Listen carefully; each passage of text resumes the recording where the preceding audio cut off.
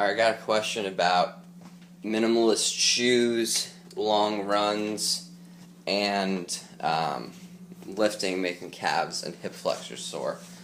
So a buddy of mine sent me a question going, I'm following outlaw programming, plus I'm doing long runs with the Army PT, and my calves and hip flexors are exceptionally sore. Is it the shoe's fault? And my initial reaction was, no, it's not the shoe's fault at all. It's the programming's to blame. I stand by my initial reaction. It's definitely the fact that you're doing too much volume, that you can't handle it. But the shoes probably do play a role in it. Not the shoes really, but your technique. So you're probably pushing off far too much. So if you think about it, when you pose run or run with minimalist shoes, you want to have as small amount of contact with the ground as possible. Really just touch and go and fall.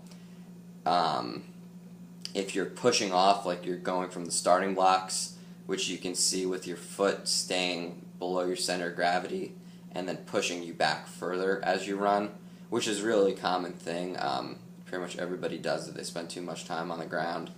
That's going to cause your calves to do more work. That's going to cause your hip flexors to do a little bit more work.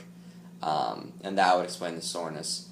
But you couple that with the fact that you're going into extension multiple times a day with heavy barbells, and you're just kind of overusing those muscles, which is why it's hard to program or couple Olympic lifting with military PT in the first place. So it's not really the shoe's fault. It's your fault for having poor life choice with programming, plus being in the Army. Also, it's your running technique. So if you clean that up, you probably won't feel as sore there. You'll just feel just as bad overall. Some of that soreness will just manifest itself somewhere else. Yeah, but focus on having as little contact with the ground as possible. So as soon as that foot touches, you're using your hamstrings, not your hip flexors, your hamstrings, to bring it back up.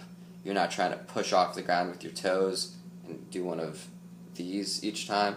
So if these are my toes, I'm not trying to push off each time. I'm just touch and go, touch and go. Yeah, but the shoes are kind of exacerbating the problems, but it's not what's causing it. What's causing it is programming plus technique plus under recovery.